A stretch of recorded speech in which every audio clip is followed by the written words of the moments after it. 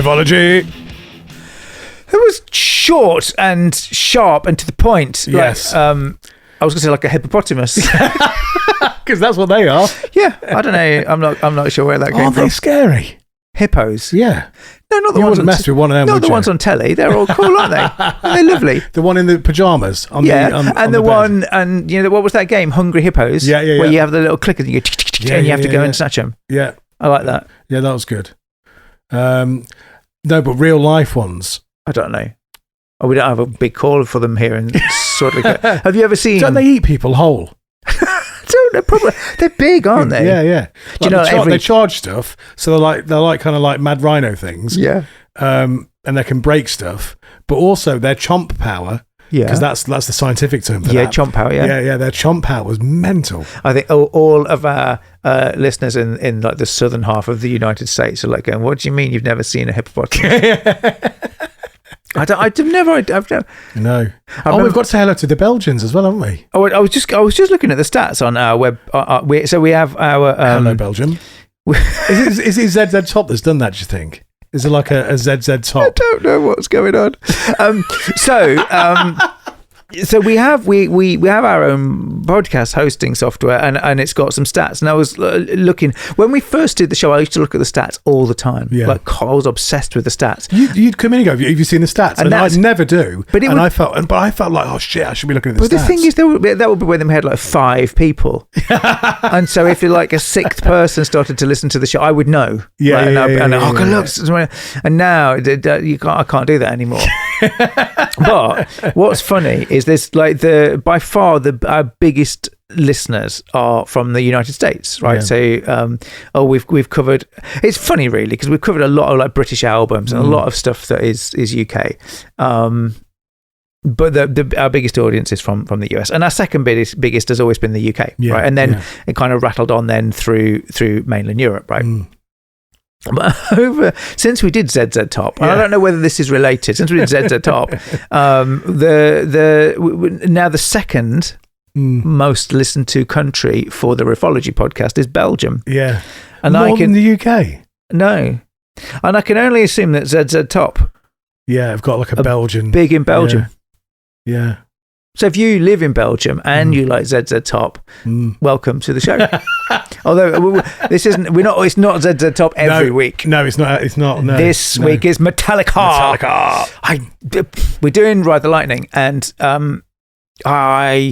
this is possibly potentially the greatest album. No, you actually say. Like, I think because we've gone between, haven't we? We've gone between this. I am such a Master flip flopper. But yeah, if you'd have asked me a year ago, I'd have put Master Puppets, greatest album on the planet ever, and that would have gone up there. And I would have totally took, if you'd have said, "Oh, it's Ride the Lightning," I'd have been like, "Yeah, but there's so little between the two." For me, there's so little between the two. But I've definitely gone for Master. Yeah. In fact, you did on the podcast. You did. Prove it. That's totally not provable. It might be provable. No, we had that conversation on that podcast where it's like it's between this and Ride the Lightning. And I said I think it's Master. I think it's Master. But now we're doing Ride the Lightning. It's Ride the Lightning. And it's now Ride the Lightning. So here's the thing that's happened. Well, one of the things that's happened. We discussed my car, and I have a compact disc player in it. I have Ride the Lightning. I have so many copies of Ride the Lightning. It's genuinely embarrassing how many copies of Ride the Lightning I have. I've got a couple of copies of Master Puppets. So I've got one reissue of Master, and I've got 2 original vinyl copies of Master. One of them's got like some cool sleeve notes. It was a promo version, and I really liked. So I had to get that. I'm trying to justify why I got that. Ride the Lightning, I've got loads of copies, but I've got Ride the Lightning on CD, and it's in the car. Yeah. So I quite often listen to this album. Certainly over the past few weeks. Yeah. I don't know in the car more. And I noticed some interesting stuff about them. So I think, like, technically, the playing on Master of Puppets is better. Yeah. I think the drumming is more technical. Yeah.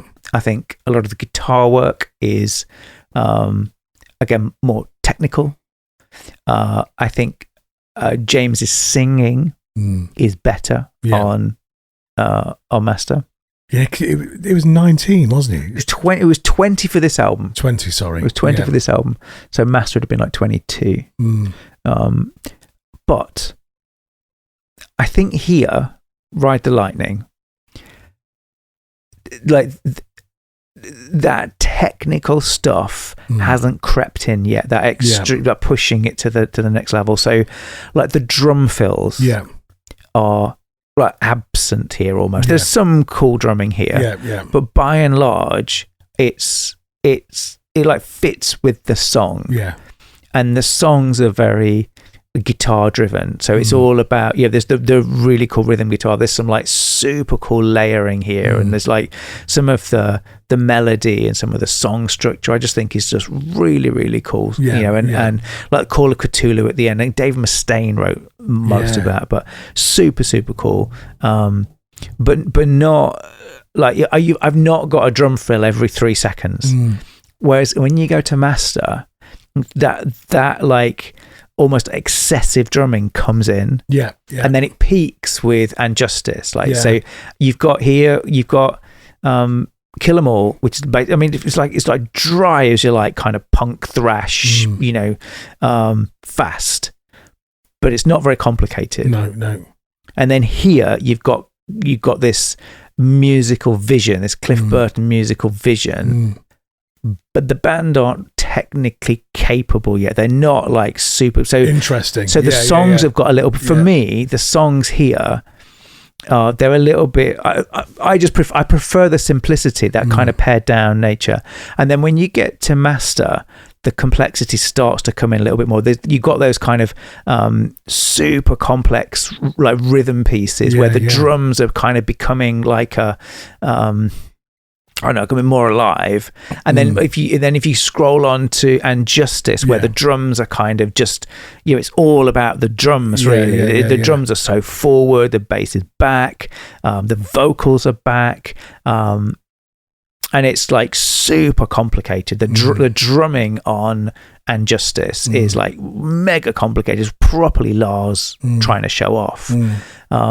And then you get the Black Album, which all of that's gone again, and the drums are simple and it's pared back and all that kind of stuff. So, like as you go on the arc, that journey, if you like, all of the stuff I absolutely adore about Master of Puppets is more obvious. And clearer, and has space on this album, on Ride the Lightning, like the songs, the melody. I really like James's voice, and this is the first. This is the first one where he sings. So on Kill 'Em All, it's all screaming. And on here, Fleming Rasmussen, who produced it, is constantly, all of the interviews with him, he's constantly recalls having to force James to slow down and stop screaming and sing. It's like for Fade to Black and a bunch of other tracks, and they're like just kind of calm down, but slow it down, sing the words. You don't have to scream everything. So it's I don't know. This for me, I think it's probably one of the most perfect albums. Like this happenstance, right? Where you've got a thrash band just come off the back of Kill 'Em All. It's 1984. Nobody cares. Like this is not an album. It was recorded for $20,000. Well, the budget was $20,000 and it cost $30,000. But no one cared. I mean, this is when we think about 1984. 1984 was Van Halen, hair metal. Do you know what I mean? Like this was. I don't know. Like Metallica, what Metallica were doing here was not popular. Nobody noticed at all. It was tape trading. Yes, of course. And then it's, for me, it's this album that kind of just breaks out of that that underground tape trading. Well, wasn't this originally on an indie label? It was put out on an indie. It New was, Jersey indie. And then it was done. And then I think it was Elektra picked it up afterwards and then re-released.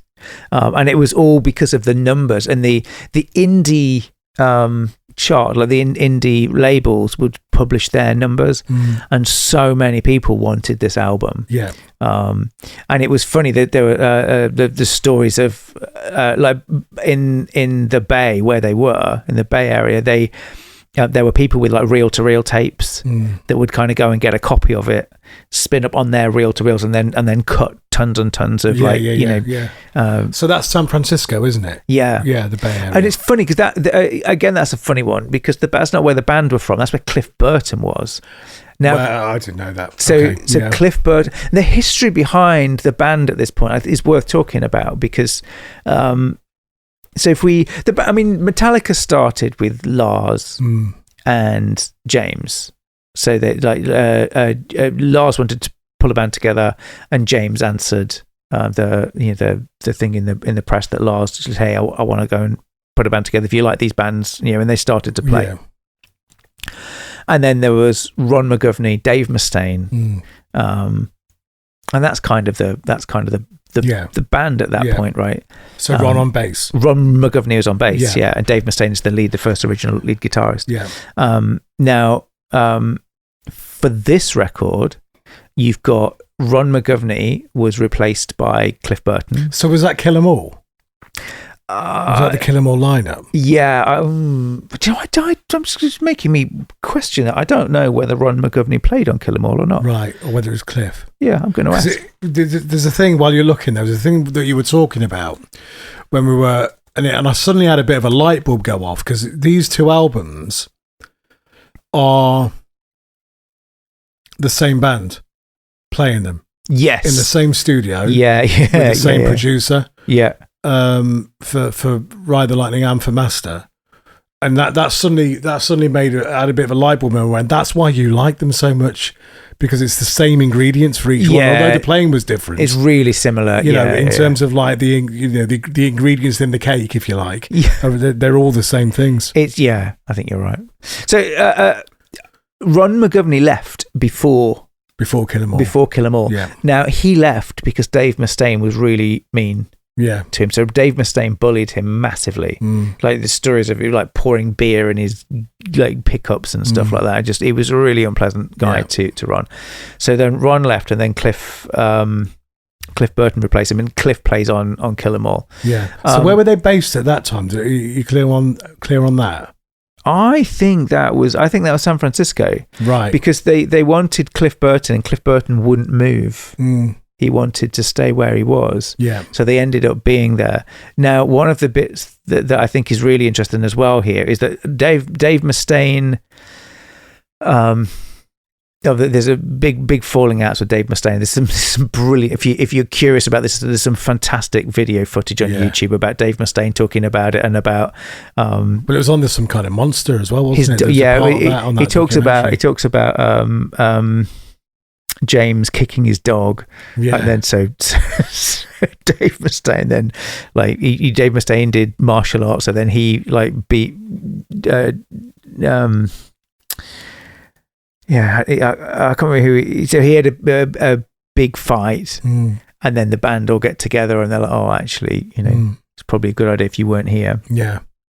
But then there's tons of music that was from that period. I mean, what happened with Dave, he was a brilliant guitar player, still is. I mean, he quite clearly is an exceptional guitar player. So a lot of those riffs that Dave had written actually got carried through into they came into Kill 'Em All, but also in Lightning and in Puppets after. Dave Mustaine talks about that. I call it Cthulhu, I think, is mostly Dave Mustaine. But so Dave Mustaine goes, right, and now they need a lead guitarist. Now Lars Ulrich knows Kirk Hammett. Now Kirk Hammett had started Exodus. So he was the founder of Exodus. Right. And but it's funny, so although he was a founder of Exodus, that Bay Area stuff, it was quite a mixing pot, wasn't it? They were all in and out of each other's bands. And there was a lot of that sort of stuff going on, big scene. And then, but then where it gets interesting, I think, is they he's like, they need to record this, and he gets a phone call. So Kirk gets a phone call from Metallica saying, "Can you need to come up?" And then he like joins the band, and then he talks about the guilt that he feels for Exodus, because like that was like a proper a proper thing where he that was his thing, his baby. He'd started it, and then ends up moving over to Metallica. And one of the things I think is fascinating at this point, so if you think about that melting pot now, you've got Kirk Hammett coming across with Exodus riffs. So, I mean, not that he took all of the Exodus riffs, but there was, do you know what I mean? There's stuff that he wrote there and stuff that... Well, that's a band. Yeah, it's what I mean. It's an extraction of a band, and some of that stuff comes with it. And then you'd got Cliff Burton, who's got his riffs and the bits and pieces. And then you'd also got Dave Mustaine's riffs that were written prior to the Kill 'Em All getting recorded. So it's funny that there's this like... This is why Metallica is just riff. It's just this, but it's like mad, isn't it? It's like these like absolute phenomenal players and writers all kind of buzzing around and producing this, and then they're just picking the best bits out of of those experiences and just putting them in the album. But,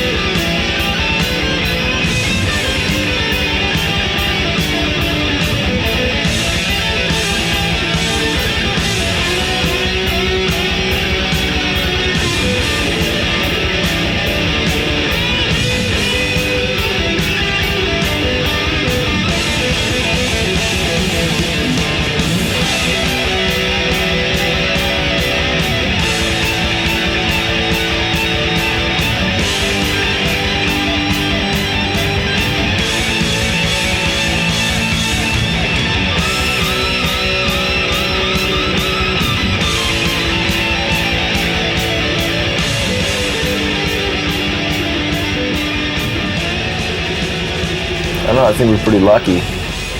Because Kill 'Em All really hit the underground really hard. And then a lot of bands started catching on after that. Yeah, I think we had a head start on a lot of them. Yeah. Well, we saw the new wave of British metal that was coming out. We knew it was going to hit, like, you know, a couple of years before. We knew it was going to hit the States fairly soon, so, you know, we liked doing it, and, you know, we were doing it down in LA, and a lot of people didn't know what the hell was going on. They didn't see any hairdos or makeup or anything. Just going up there bashing it. Incredible, really. And then that lineup stays. So that lineup of so you've got Lars, James, you've got James, Kirk, yeah, and Cliff. And Cliff. Yeah. That then stays for the duration until Cliff dies on the Master of Puppets tour, and then you've got Jason Newsted coming after that. Yeah. Yeah, and again that and that changes it again. Yeah, it's funny. I've seen some recent interviews with Jason. I think it's the anniversary of the Black Album. Right. Okay. Yeah. And as much as Jason got about, like, if you think about it, Jason had a really tough time with the band. And just as he didn't really get, like, his bass guitar work wasn't heard on the Black Album, it was. And he's a phenomenal player. But, like, financially, Jason makes a fortune. Like, Jason doesn't need to, you know what I mean? He's, like, well chilled.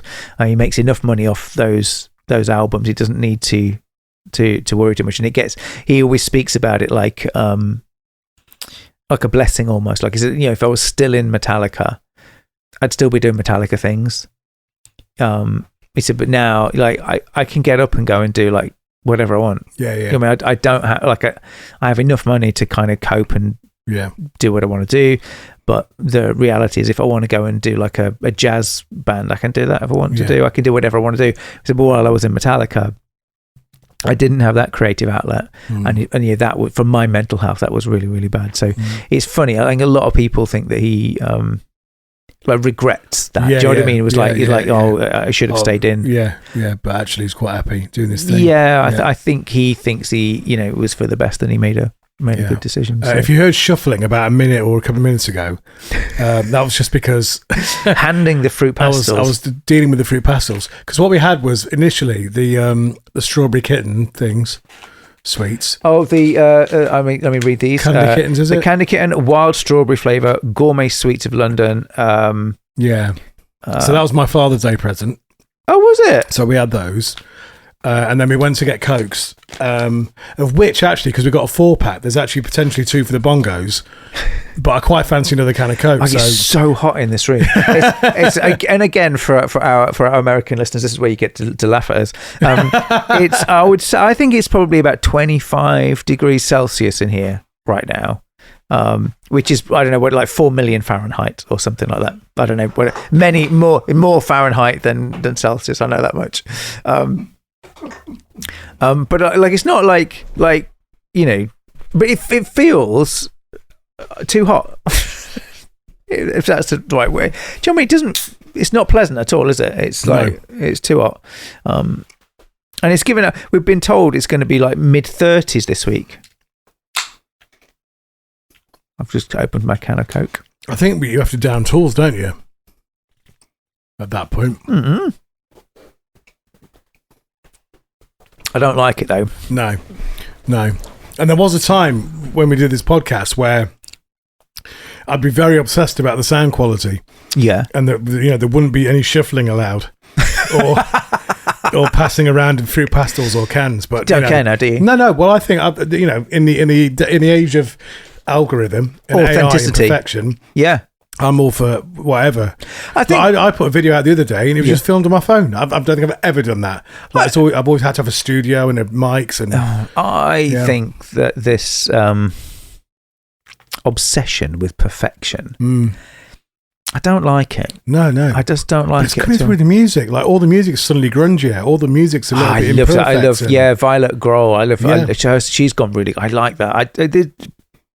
I think there'll be a real reaction against AI. Yeah. Not that I think AI is a bad thing. I think that AI's got its place, the same as everything else does. But I think it's unfortunate what it does is it like genericizes everything. Like, you're right. All the writings reads the same. Yeah. All the music it creates Oh, nice. There you go. All the art, people are worried, it's going to get rid of art, it's going to get rid of music, it's going to get rid of all these things. And the thing is, like, as I'm a software developer, if I just point AI and make it do some software, it generates the most generic thing imaginable. It's all like kind of regression to the mean. It's like it's like the most generic music it would create, the most generic art it would create, and I don't know. I just think there's something. I think it's going to make what it is going to do is I think it's going to it's going to eke out mediocrity, and I actually think some of the art that's going to come now, because generic art can be created by AI. Yeah, I think people are going to go, well, we're going to have to do something that isn't generic then. Yeah.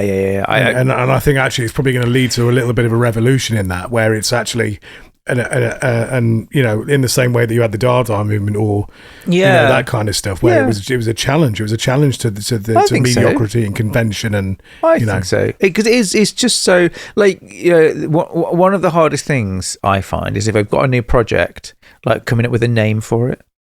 And you would imagine AI would be brilliant at that, wouldn't you? And it's terrible. It just comes up with these generic lists of names. Yeah. And it's just like a bit soul destroying, really. Yeah. But I don't know. It's very good though at calculating. It is. It's very good. That's what I've tried to explain, because some of my friends who are a little bit more negative about AI, I've just said it's just a big calculator. It's a big clever calculator that does interesting things with data. Maybe it's probably probability of words, and it's fun. But sorry, I'm saying calculator is in numbers. I don't mean numbers. I mean as in it's a system. It's a system. It's funny that it's there is, and I forget who said this, but technology above a certain level, it appears like magic. Right, you can't tell the difference, and unless you're a trained mathematician, AI is magic. Right, it's a black box. It does math. It's just probability at the end of the day. I say it's just probability. It's very complicated. It's a probability, but that's what it's doing.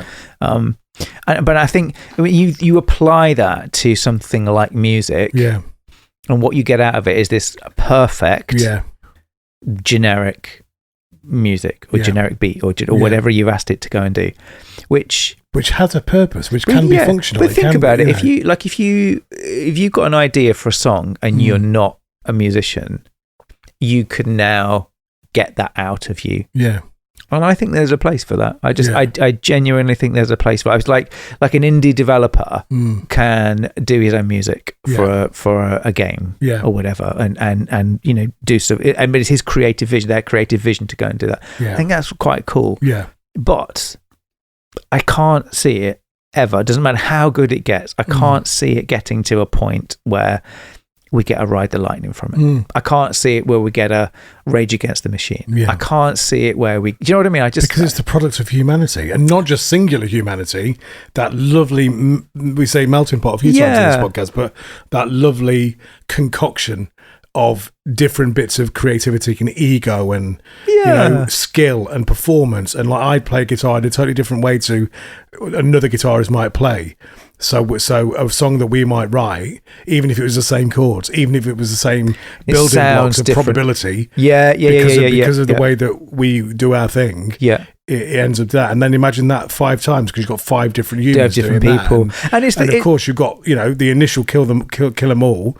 Then you've got these 2 albums here. Then you've got the albums afterwards. They were all different little melting pots of people in these bands. The thing that I always forget about until I read about these albums was how much Joe Satriani was involved, because Joe Satriani was Kirk Hammett's guitar teacher.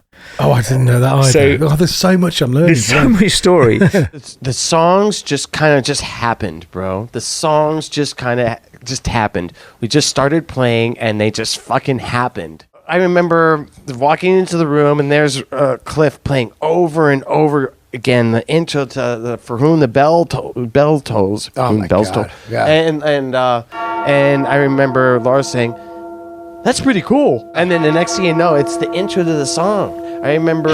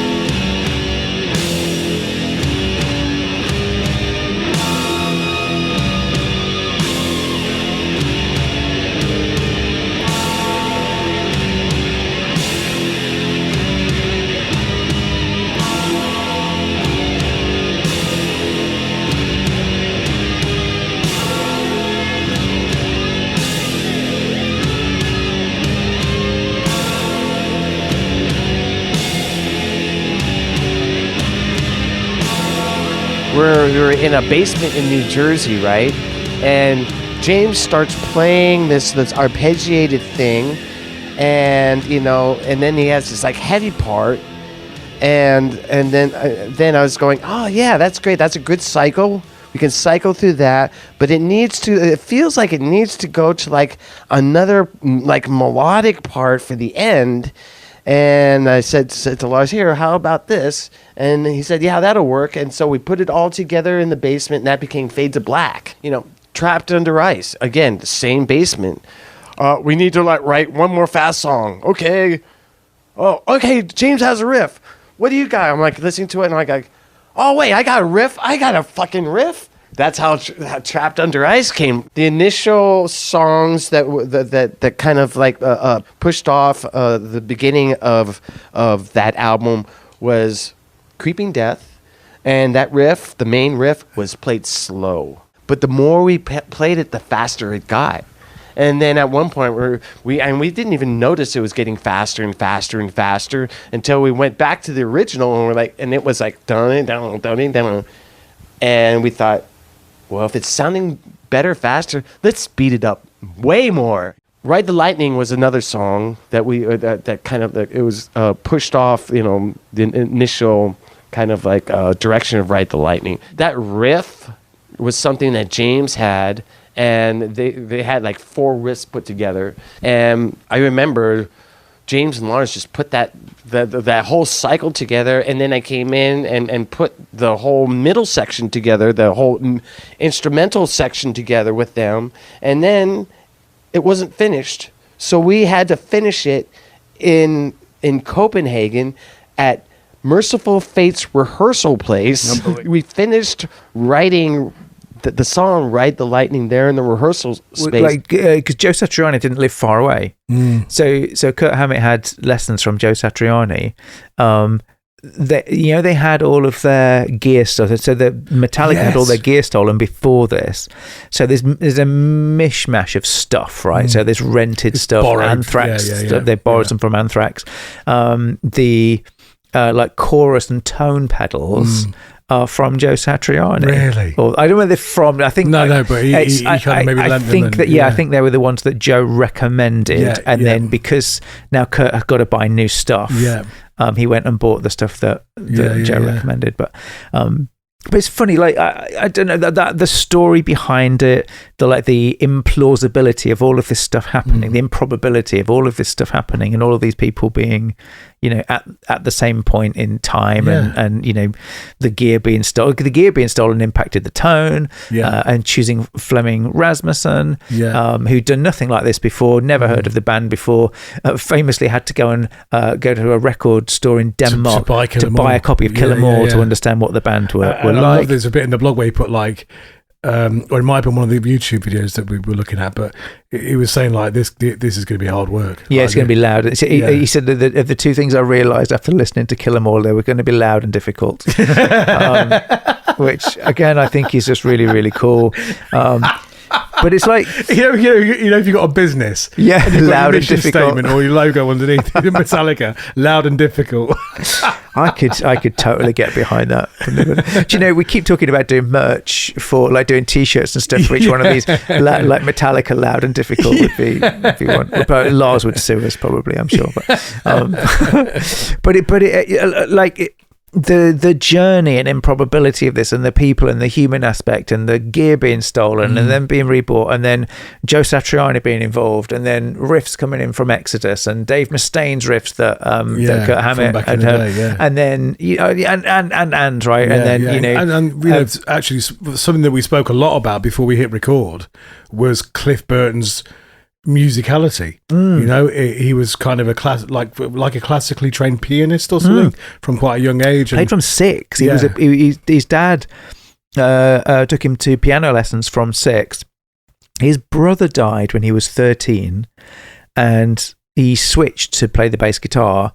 And there's this quote where he says something like, "I'm going to become the best bass guitarist from my brother." Yeah. And so he's got that classical training. Yeah. And then again, Kurt Hammett talks about this for the writing for this record. It was done in like a few different phases, all the way over all the way over the globe. He said just some was done in the US, some was done in Denmark, some was done on the road. But he talks about the influence from Cliff particularly would bring in concepts that the band had just never heard of before. So the like bringing in classic music theory of chord structure and sequences and how the melodies work and how they could layer things and get like they'd never thought about that before. You had these exceptional natural guitar talents like in Dave Mustaine and in Kirk Hammett. And then, I think you've got James as well. I mean, I don't think he gets the credit he deserves for writing and the riff mongery. But you've got these like exceptional natural talents. We have to rename the podcast now. Riff mongery. Riffmongers. But I think that like, and I don't mean this in like a disrespectful way, but I don't think they understood like.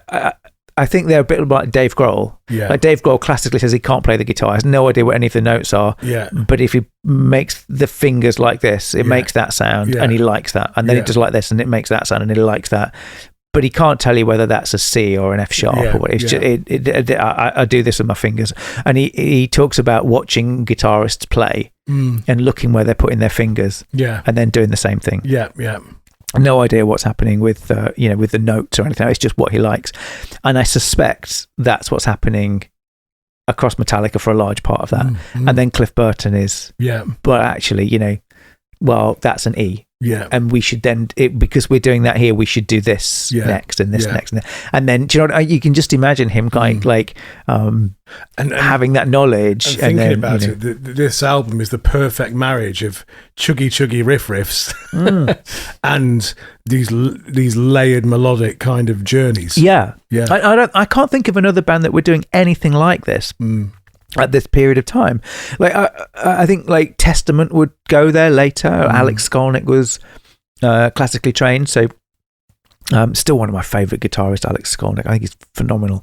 But Testament would kind of go there to some degree. That they had these beautiful, and in fact, lineage wise for me, like if I, everyone gets grumpy about their favorite Metallica albums, and I don't like the Black Album, I don't like this. Like if Lightning era Metallica was your favorite, then like for me, almost it branches to Testament, right? They almost took that kind of melodic classical music theory, like heavy metal, and ran with it. They're very very similar, I think, in the way they developed. But I just think I don't know. That whole melting pot of things. Like imagine if you took AI that we had today and you took it back to 1984. It's not going to produce this. No. and so I think that the AI we've got today is not going to produce the 2026 version of this. Right? There's got to be. It's going to be people. It's going to be humans. It's going to be messy. It's going to be loud and difficult. And it's like, who is loud and difficult? And there must be. I love the resurgence of pop punk at the minute, and there's a bunch of other things. There's a big 90s thing going on, isn't there? A bunch of other things that are happening, which is well smart. But I don't know. It's like, and I'm not, like you say, I'm not sure that AI is. I don't know whether it's a positive thing. I don't know, right, for music particularly. I don't know what it's going to do, but there'll be a 12-year-old kid in his bedroom somewhere.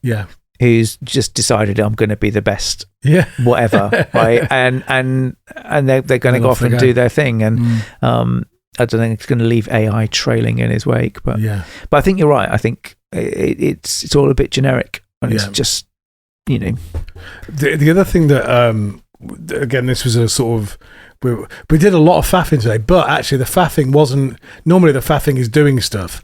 The faffing that we've done today was like pre-conversations. I don't feel like I've done anything today. I came in. I've not got a table. Normally I'll sit at a table. And I'm on a couch. Which feels quite cool. It's quite relaxing. I've got my feet upon what looks like a drum stool. Which is good. You've won, mate. I feel this is brilliant. You've won in life. You got pastels. I've got fruit pastels. So I've got, like, these Cokes were ice cold when we came in here, and now they're like a bit tepid.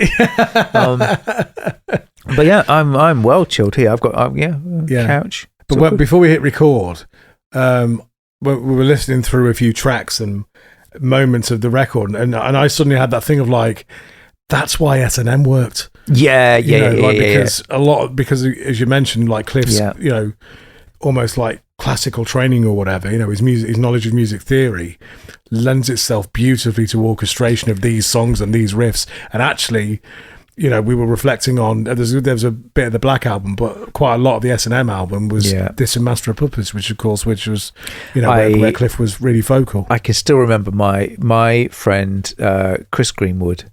We went to college together, and Chris Greenwood. Where'd that come from?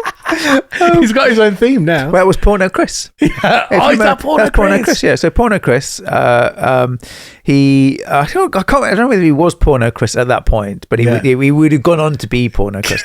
But we went to college together, and then I ended up at university. He went to university and did he did electronics, and I ended up doing like engineering. I ended up doing like applied maths and acoustics and stuff, so I ended up hanging around for a bit longer than he did. He finished and then set up his own IT consultancy. Right. So he'd got like he had a BMW, he had a 3 Series BMW, which I thought was the coolest thing ever. Yeah. And he had a shop. Well, not a shop, like a premises, right? So he had a little office thing. And I remember he picked me up. I can't remember, Derby, I think, somewhere. And I remember coming out of the university, and he picked me up in his like almost brand new 3 Series BMW, which was like, it was like I had not a penny to my name. I remember we got in there, and he just got the S&M CDs. Wow, okay. And we listened to it on the way back. We went from Derby to Burton-on-Trent, and I just remember this thinking, this is what even is this? Like I recognize the songs, and I'm like, what is this even about? And it quite heavily lightning and puppets stuff, but it was just mind blowing. Another album that's done that to me recently is Architects. Yes. So a lot of people talk about who's going to be the next big band, who's going to take over when Iron Maiden. It's Architects. But they were download as well. They were. I didn't catch them on that. I wasn't there that day. They are. They're phenomenal, but extraordinary. But they did For Those Who Wish to Exist, but they did a version of For Those Who Wish to Exist at Abbey Road. I remember that with an orchestra. Yeah. And again, that hit me in the same way. It's funny. Like I've seen a few bands try and do this with orchestras before, and sometimes it works and sometimes it doesn't. Well, S&M worked so well, they did too, didn't they? Yeah, well, I mean, rarely is it exceptional, though. Do you know what I mean? Rarely is it like, I think Michael Kamen had a lot to do with it, though, didn't he? The original S&M was just like, S&M 2 is great, but it's not, I don't know, maybe it's the first, and it was like for me, that car journey, do you know what I mean? I was just like, well, no one else was doing anything like that. What even is this? Do you know what I mean? And like S&M 2 didn't, but the Architects one did. The Architects one was like, this is like, this is extraordinary, absolutely extraordinary. These, like quite complicated songs. Yeah. Now kind of interwoven with with full orchestra and stuff. I think that's why I love there's an album by Silverchair called Diorama that if that ever fits into our, we said we were going to do that, didn't we, at one stage? There's a couple that I was thinking about Bleed American as well, because Jimmy I wanted Blink 182 but I don't know at that point we're around there, aren't we? Take off your pants and jacket. So yeah.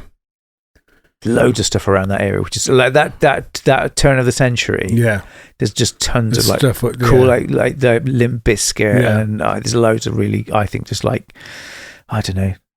Yeah, but Diorama has that same thing with the orchestration.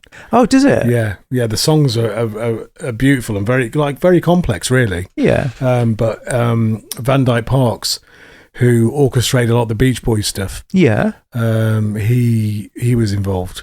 With the orchestration of that record, yeah. I did not know that. But that works. But the S&M, Yeah.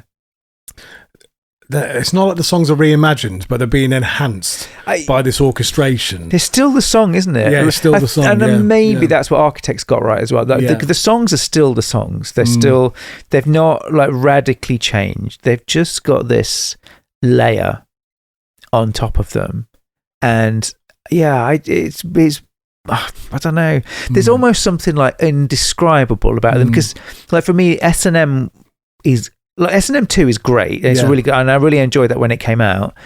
But I didn't listen to it like when S&M came out.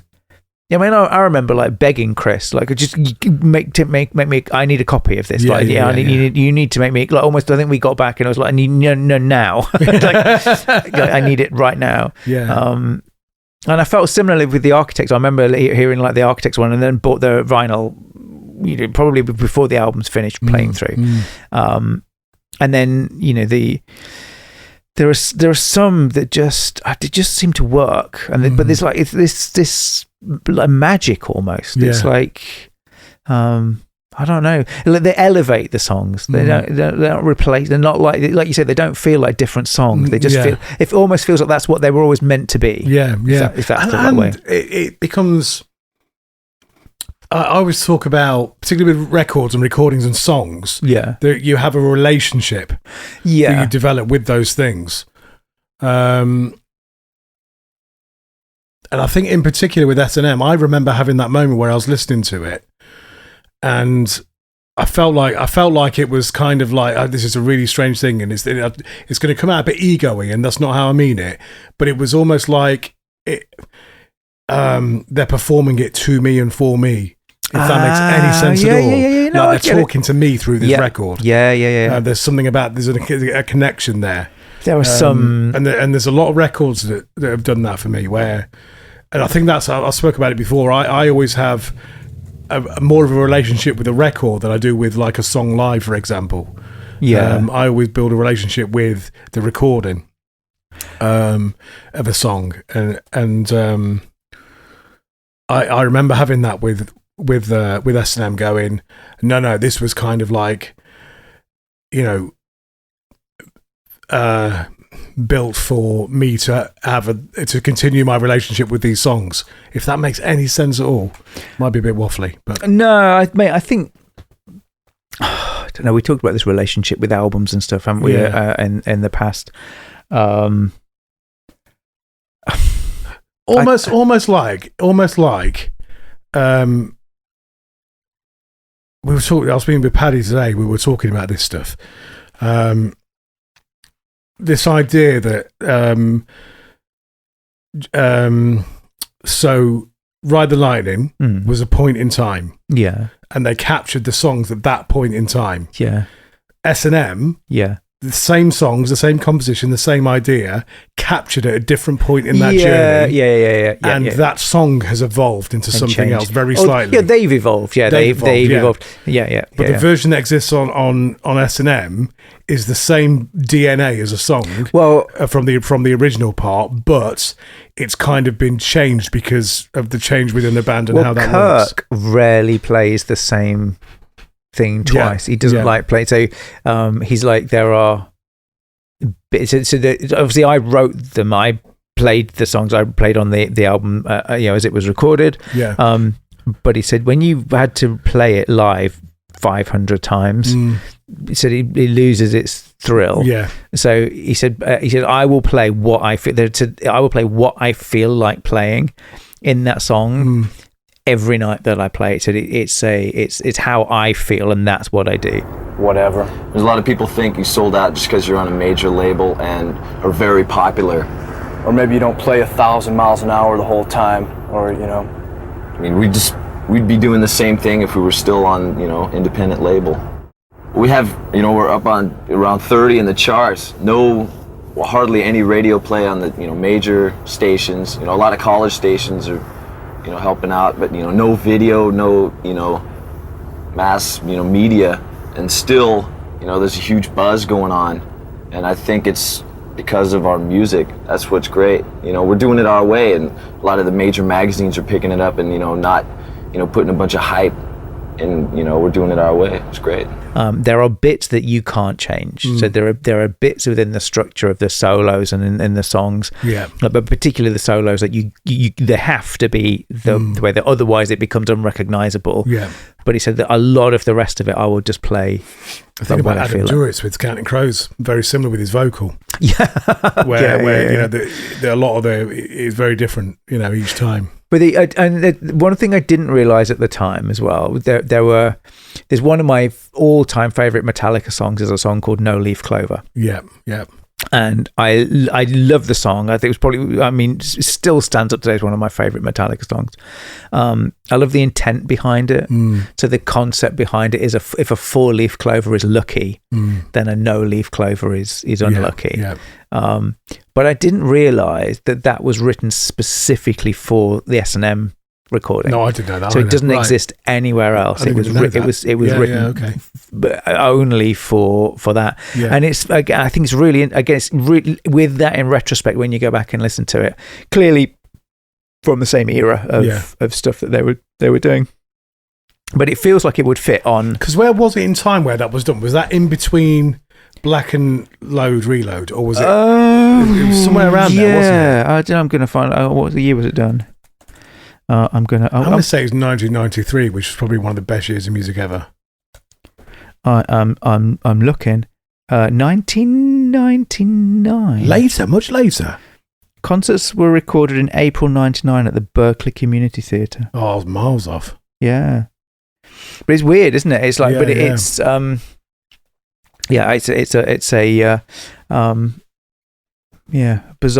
bizarre time. I think. But yeah, I didn't like that. It was funny though. It's only going back. I mean, oh god, I probably when S&M. I think when S&M 2 came out, I wrote a review for that for Louder Than War, and I think as part of that, I went off back and started to reread S&M. Yeah. And then realised that like my favourite, I always assumed that my like No Leaf Clover came from something else, like it was a B-side or something else, and they just done it just on like all that. But there were two. There was No Leaf Clover and I think a track called Human, and they were both new, just for that, but done for S&M. Where are we in time around S&M with the Napster stuff? Bang Is that on around it. there? Yeah, bang on it. Yeah. You see, I wonder whether it was about. Look, here's a new version of this song you actually have to buy. Yeah, could be. Yeah, this is very much Lars, full on Napster. You know, we hate you all. Yeah. You know, we're going to send you to prison, which is not a great way to endear yourself to your fans. You wouldn't steal a car. You wouldn't steal a car, would you? It is weird though, that don't you think? Like that, the way technology changes the I mean, no one saw this coming in the music industry. It was just an overnight thing. It's just like, we've got MP3 codecs now, and that world, just overnight. Here's Winamp. just boom, and it was like, it was fun. I mean, it was exciting. It was really exciting. The internet was exciting back then. It was all kind of new and exciting, and you could talk to people and share music and all this kind of cool. And it was like, phenomenal. Yeah. But the impact on the recording industry, like no one made money from music anymore. No. And it's funny, isn't it? Like that was no one's ever intent. You know what I mean? Nobody spun up these protocols and codecs. No, exactly. To destroy the music industry. Yeah. It was just because there's a whole bunch of things they wanted to do. And then I read. I always remember having an argument with my friend about physical media. Yeah, because I was saying at one point you won't have any of that. Yeah. And I was saying like you won't have a CD or a DVD. Isn't it funny how it's coming back? It was really falling out. Like it was not falling out. You know what I mean? It's quite a heated, conversation about it. But what are you on about? Of course it will. It's still going to go away. I think it's phenomenal how that's coming back. I just think it's like we were in where the hell were we? Carlisle. Lizzie ran the wall, which is an ultramarathon, which was 70 miles. She ran from Carlisle to Newcastle along Hadrian's Wall. I probably wouldn't do that. No, I had the boys, and we dicked about in a record shop in Carlisle. We did an escape room. Yeah. We found a place that sells cake. We did a museum which talked about Romans, which was really, watched a movie about Roman soldiers on the wall. Okay, yeah. Which was great. Apparently it was dead boring and nothing ever happened. Yeah. And that was a 20-minute movie. You could have like just why make a movie about something that was like, honestly, they trained like probably hardcore training to protect. It was the edge of the Roman Empire. Yeah. And then because the wall was really big, and the Celts or the hordes were like, I mean, why would they go and throw themselves at a wall? Yeah. So they just went and did something else. Yeah. So no one ever attacked the wall and nothing ever happened. Yeah. So the Roman soldiers basically like died of boredom, basically, just to sit on this wall. I'm like, that was the most boring movie I've ever watched. And then we went off and did maybe it was a piece of art. It was, to help you to feel how bored. how This the is how soldiers bored. felt. We're gonna just have to sit here with your own thoughts for a bit. So then we went and watched a movie, and which was great. So it was a lovely time. But the thing that hit me in Carlisle, I've forgotten the name of the record store. Didn't have any records that I cared about, but by and by, it was a beautiful used record store. Yeah. You know, you have to go and look through everything. Lots of copies of like Michael Jackson and pop music. Yeah. Had a copy of the debut from In Excess, which I nearly bought. Yeah. Because I quite not touched on them. They're kind of a little bit on the poppy edge for us. Yeah. But I quite liked In Excess. I thought they were dead cool. Yeah. And what else was in there? Oh, the new Foo Fighters album he'd got in there, which again I quite like. Yeah. But I don't like it enough to get it on vinyl. But the thing that hit me, like we go in there, my boys obviously they're not that excited about me browsing through old records. So in one end of the record store was a cake shop. Yeah. So they went and sat down and had cake, and I think they were arm wrestling. They were doing something annoying anyway. They went off and started arm wrestling. And I was browsing the records, and every time I looked up, there was like somebody who didn't look old enough to drive. Yeah. Do you know what I mean? Like some 13-year-old, they're probably like 20, right? Yeah. They looked about 13 years old to me. In there, it looking fashionable. Yeah. Browsing through old albums. Yeah. And it just hit me like there was nobody else my age in there. Everybody they were all a lot younger. And it's like I remember it made me kind of contemplate a little bit as I was stuffing myself with cake later on. Like, do you know what I mean? It's funny. It feels like there's almost this resurgence is the wrong word. No, but a return to wanting to touch something, feel something, hold something. There is this physical. This kind of because I read something else this week which said that a hi-fi gear is dying off.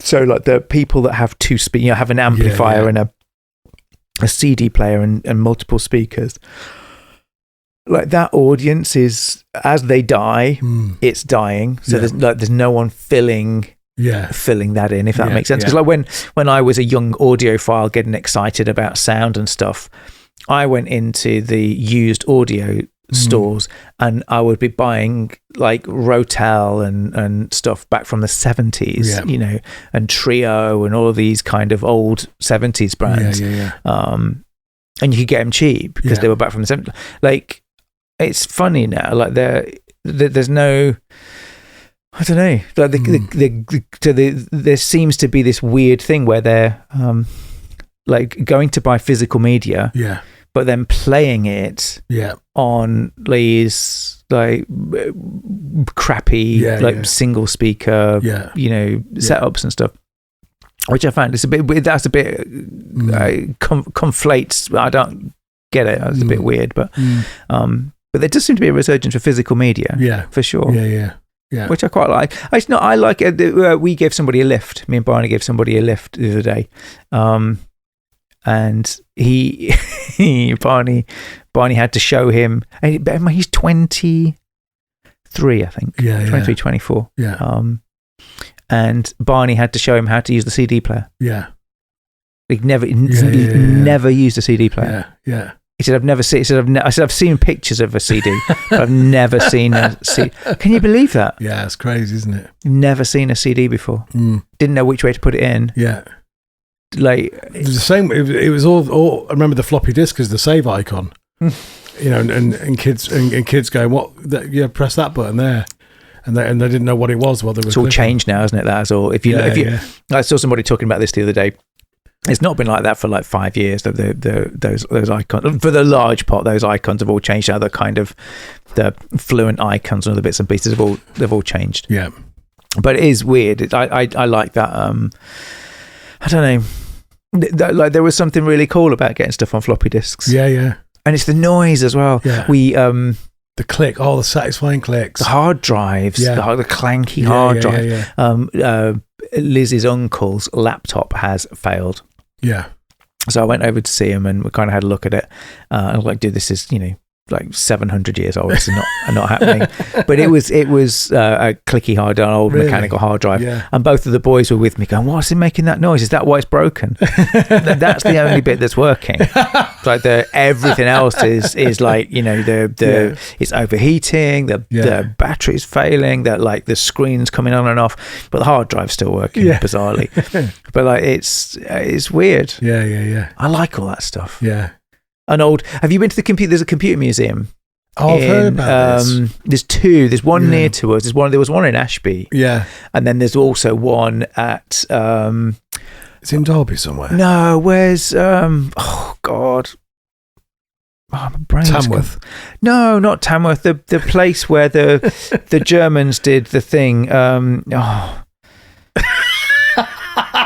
God, what's the thing? What was the thing? The typewriter thing. Oh, the Enigma code. Enigma, where was that done? Bletchley Park. Bletchley. Yeah. I wanted to say Berkeley. Okay. Bletchley. Yeah. So if you go there, they've got is that close to here? No. Oh. Milton Actually, I don't know Keynes. where that is. Oh, it's just far away, though. So you can go there. Yeah. I'm trying to get the school to take the computer science kids down there. But anyway, they've got proper old computers, like old 286s, 386s, Wow, yeah. And but you forget how loud they were. It's like someone clattering inside with a hammer and blah blah blah blah blah blah blah. Just dead good. Yeah. I miss all that. Yeah. And then the clunky keyboards. Yeah. I miss that. I don't use well. I watched a documentary about the impact of Amiga on audio production in the 90s, and how because it had the Amiga, there was a couple of others. There's Atari. That was used a lot. Yeah, because they had a discrete silicon to handle audio. They were the first computers that were used to like digitize audio and make let you do digital music production in the 90s, because there was that big change. Like, you think this one 1984 analog tape, this was spliced everywhere. It was like you were trying to get things done in single takes and other bits and pieces. By the time they did S&M, that's gone straight to, that's straight to digital. It's all 500 computers running to deal with it. So different sounding beast. We talked about as well, I haven't done on this one, shall we look at what the dynamic range is? Yes. This one? I don't know what you've got a tool, haven't you? I have got a tool. Audio Forge. I'm going to run the tool Audio Forge dynamic range report. I'm doing it now. So can you download Audio Forge from the App Store? It's on the App Store, yeah. It's on the Mac App Store. Yeah. Because I need it on a Mac, so it's only on a Mac. With dynamic range. And just to be clear, you built that software? I did, yeah. Yeah. Because we need it. This will shock nobody. I got really grumpy because the one we were using, he went to a subscription. I don't mind paying for software. Yeah. But he went to a subscription. He wanted like however much a month. So I don't care. I just want... You were raging, I remember. It made me really angry. I paid for it. I paid for version 1. Yeah. And then he released version 2. He pulled version 1 from the store. Yeah. Released version 2 and switched it to be a subscription. Yeah. And I just thought... In rage, I built Audio Forge.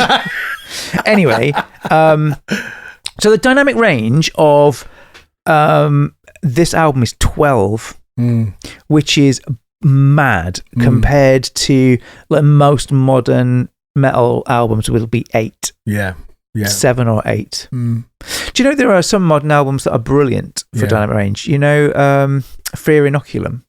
Which one's that? A Tool. Ah, okay, yeah. That's got and Stephen Bloody Wilson. It's not Stephen Bloody Wilson. Stephen Wilson. Stephen Wilson's his stuff. All of his stuff is really high dynamic range as well. Yeah. But it's funny. He's proper though, isn't he? Oh yeah. I reckon if we went to look Stephen at Wilson's proper. I reckon if we went to look at the Black Album, it wouldn't have anywhere near the same range. But it's funny. I think this stuff is I don't know. I feel like I can hear. I feel like I can hear it. Here that because you have to turn it up. Yeah. And for me, that's the bit that makes it work. So if I listen to this at home, I'll go and put. Let's go and put the like the original vinyl copies of this. Everyone's used to modern vinyl, which are quite hard. You could kill somebody with the modern vinyl record. I think they're quite robust, aren't they? Yeah. The vinyl records we got in the 80s weren't like that. They're kind of quite floppy almost. If I go and put that on, it's quite quiet. You have to. The remastered version of this is obviously much louder, but the original versions of it are fairly quiet. You have to wind the volume up, and because you have to wind the volume up, you get more. You get a bit bigger. You get quieter quiet bits and louder loud bits, and it's like I don't know. Do you know what? Other thing that's weird as well that I might have gone off piste, but something I read about that said that classical music had not gone down the same compressed route as almost every other kind of music. Like, it's not just unique to rock music. Almost every kind of music is heavily compressed. Yeah. Except for classical music. Really, that's interesting. They don't do that as much, which I think is weird. It's not which weird. Explains why if you ever put classical FM on or something like that, for example, you feel like you have to turn it up. You have to turn it up. Yeah. I think you should always just turn it up. But it's weird though, isn't it? Yeah. Like for me, this album sounds like as perfect, and I think the dynamic range is part of it. I think the playing, the production, Fleming Rasmussen, that kind of approach to playing, famously wouldn't. Like this album is, I don't think there's a great deal of compression on here at all. No. Famously, when Bob Rock started to do the Black Album,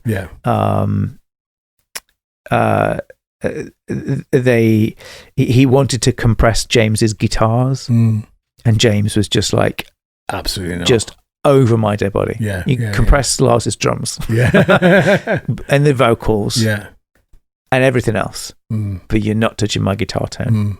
And I think it's interesting, isn't it? That was almost the only bit of the Black Album that didn't get compressed. So the drum sound is that's why the drums sound like huge on the Black Album. But James's guitars just didn't get compressed. But on here, I mean, there's bound to be compression on here to some degree. But it's really subtle. And it's, and you look at the waveform and look at the Audio Forge gives you a spectrogram. Did I show you the spectrogram? Look, it looks really cool. I like a spectrogram. I'm going to show Chris the spectrogram of look. Isn't that pretty? Isn't that pretty? It's beautiful.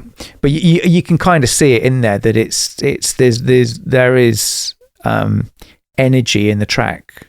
All the way across. When you look at one that's been heavily compressed, it's all the bottom. It's just this thump of a thing. But there you go. I think that's why it sounds well smart. Master of Puppets is similar. There's not a huge difference between them. I wonder if I should do a dynamic. Should I do a? Have I got it on here? We did before, so you should have it. I'm just looking. Oh yeah, I've got it. Look. Shall I do it? I'm saying that there's no difference. So I'm actually going to do it to prove it. I'm going to do it. So the last one was what, 12? Did you say? Yeah. 12.1. Yeah. So they're basically the same. But then we've done the Black Album as well, haven't we? Yeah. Did we? Oh, that was 20. That might have been an early iteration before we did it in the same format. Oh, yeah. I can't. Do you know what? I can't find it.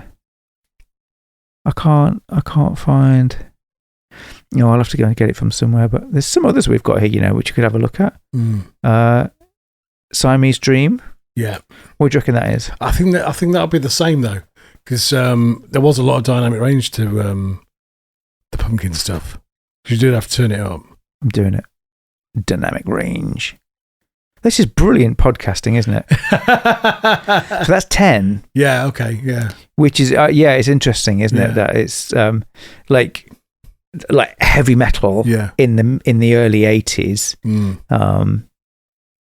Having more dynamic range. Yeah. Than that. But I suppose the kind of fuzzy guitars, they kind of fills in the gaps to some degree, doesn't it? But it's louder. The Pumpkins one is like because you can see the peak where they are. There's like that theoretical peak, and it's a louder record. But it's funny. There is something about. I wonder. I'd love to know what the kids of the day think of it. If they go back and listen to Lightning now, does it sound crappy? Yeah. Because I remember listening. I remember going back and listening to old music and thinking, "Oh, it sounds a bit crappy." Yeah. Do you know what I mean? Like you go back. But then you go back to the 70s and everything sounds awesome. It does, doesn't it? Yeah. That is very true. But there will be stuff that I remember listening to and just think, "Oh, this doesn't sound brilliant." But then. Like you say, a lot of the 70s stuff, I think it's just pared back and simpler and analog. It's got that kind of warmth to it. Yeah. Whereas, I don't know, everything sounds... It's interesting, actually, the CDs in the car. Yeah. They've got quite a harsh edge. People say their CDs have got that harsh edge. It's absolutely, definitely true. If I turn the volume up too loud in there, it's got this kind of ringing to it, which is almost just a car thing to some degree, but CDs had that really hard edge to them, which you just didn't get on vinyl at all. You got other issues, but you didn't get those that hard edge.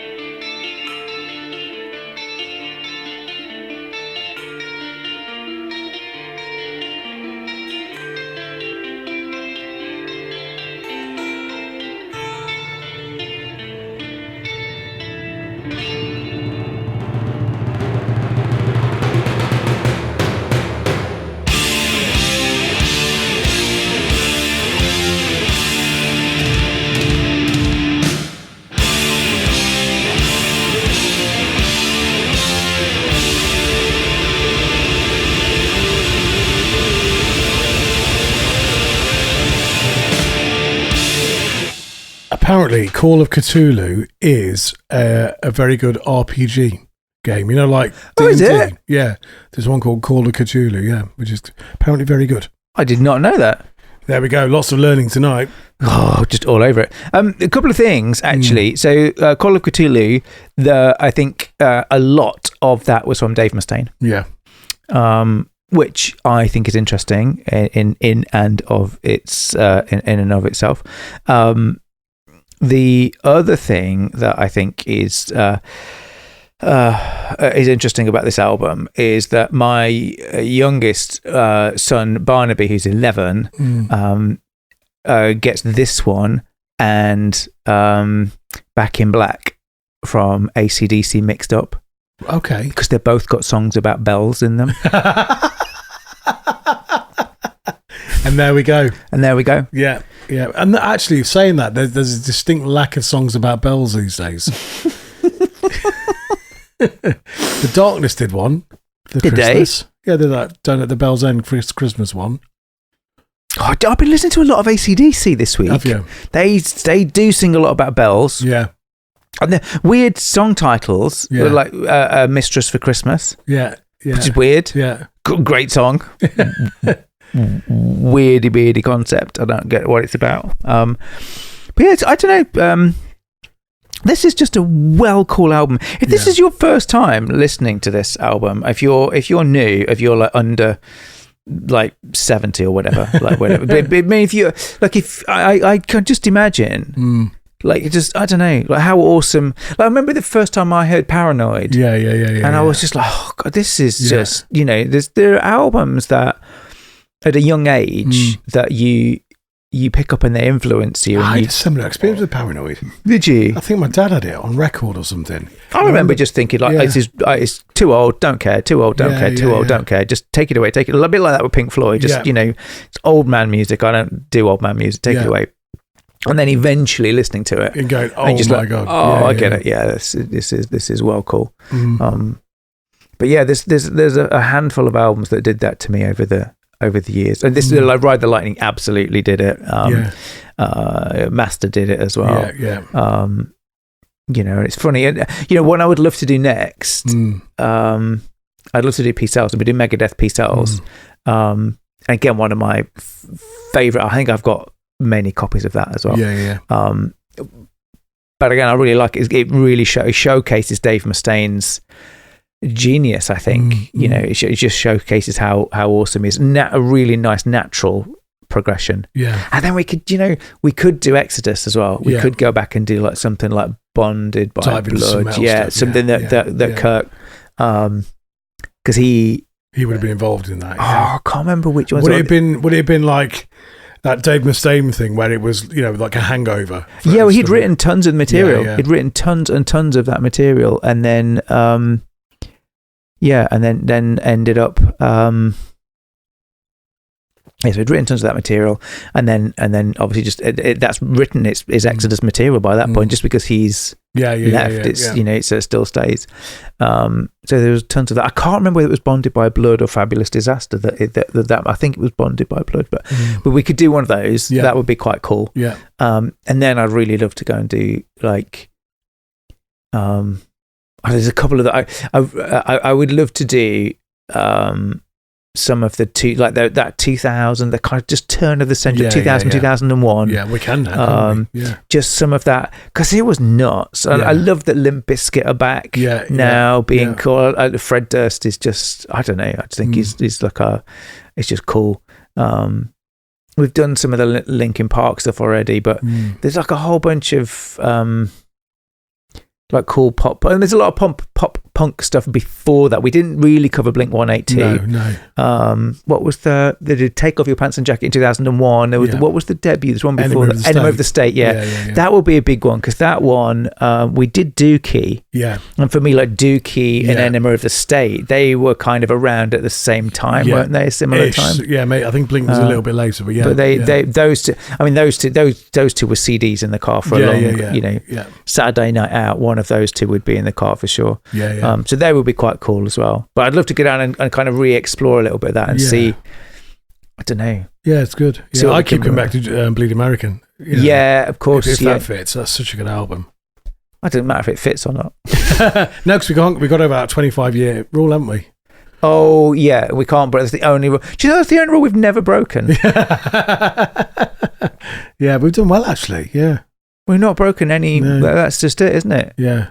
We tried to do. Do you remember we tried to have a rule where we had the computer that would pick the albums for us? Oh yeah, Do you remember that? yeah. And I didn't like what it recommended, so we didn't use that for very long.